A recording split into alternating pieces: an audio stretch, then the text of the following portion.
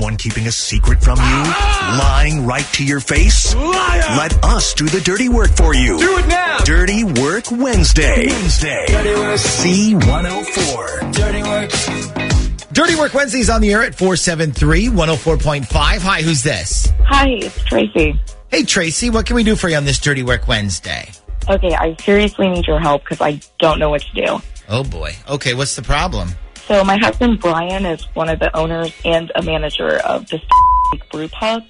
And I found out a couple weeks ago that there's been all sorts of drama going on over there involving this bartender and one of the managers sleeping with her. Oh, okay. Now, and it wasn't Brian, though, right? It was. Oh, boy. Okay. So your husband is sleeping with one of his bartenders? Well, no, he says that's not what happened at all.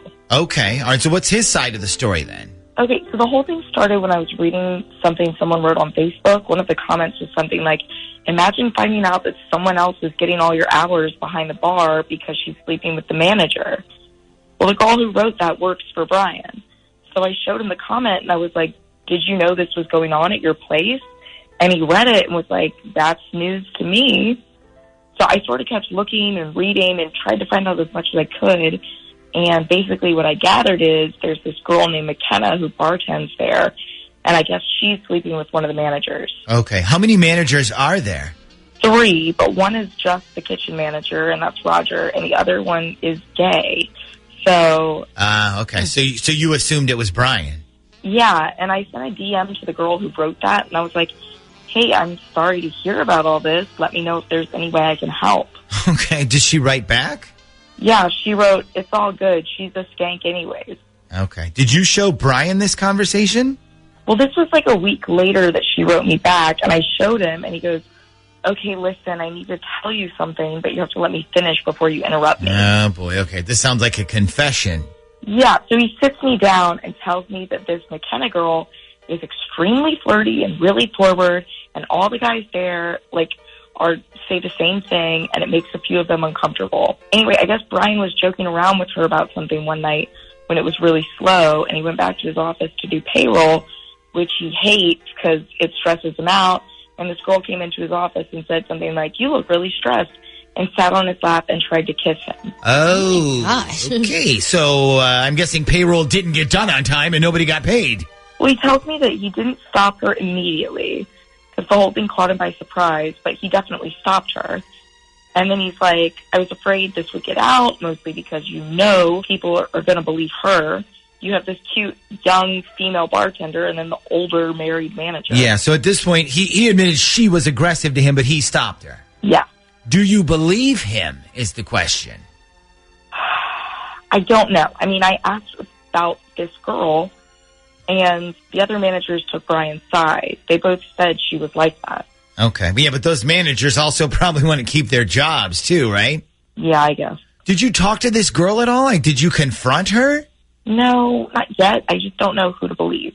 Okay. So either your husband is a willing participant in this, or he's right. He's stuck in a situation where nobody's going to believe his side, especially not like in the times we live in now, where the general public is way more likely to believe a woman's side of the story. And that's, you have people like Jeffrey Epstein and R. Kelly and Harvey Weinstein. Women aren't staying quiet anymore. And the problem is, even if Brian's innocent, he's got a real uphill battle to prove that. I mean, I don't really care what anybody else believes. I only want to know for myself. As long as I know he's telling the truth, that's all that matters to me. Okay, so you need the truth. Is there any way we can get this other girl's phone number, this McKenna girl? Like, does he have a staff directory or anything like that around?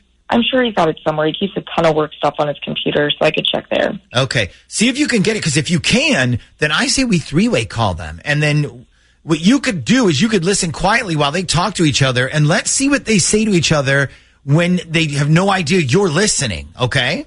Okay. All right, so we have to hit a break here. So if you can, go find that number, and then we'll try three-way calling them when we come back next. Okay, so we ended up getting McKenna's phone number, and we texted her, but we also texted Brian, and we sent them pretty much the same message during the commercial break. And Ashley, what was that message? So we basically said, hey, it's McKenna, or hey, it's Brian. And then I wrote, I need to call you for a sec. I promise it'll only take 2 minutes.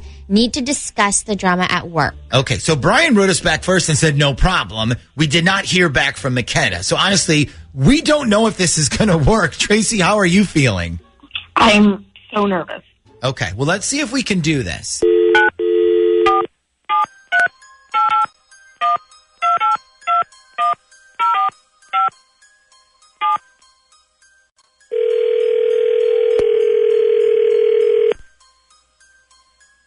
Hello? Hello. Hey, what's up? I don't really have anything to say to you, so... Okay. That's an interesting way to start a conversation. Well, what do you want me to say? I mean, I don't know. What do you want to talk to me about?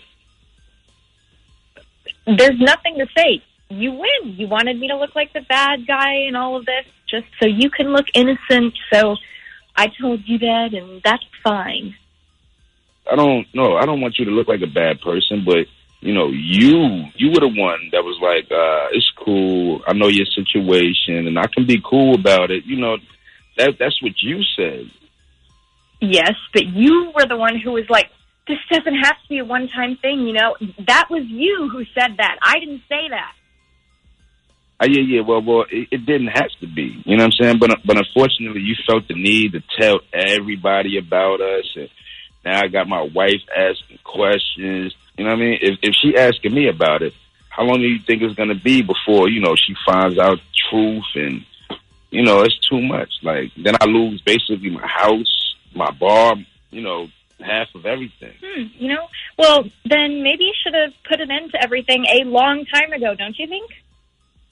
See, that's easy for you to say. You've got basically absolutely zero on the line. Actually, speaking of on the line, you guys, if I can jump in here and tell you, guess who else is listening right now? So I guess you were lying to me then. How long has this been going on, Brian? And don't lie to me this time. Yeah. You got my fucking wife on with you. Yo, you fucking fired. Don't ever come back to work again. You fired. What are you talking about? I'm not doing anything. That's not me.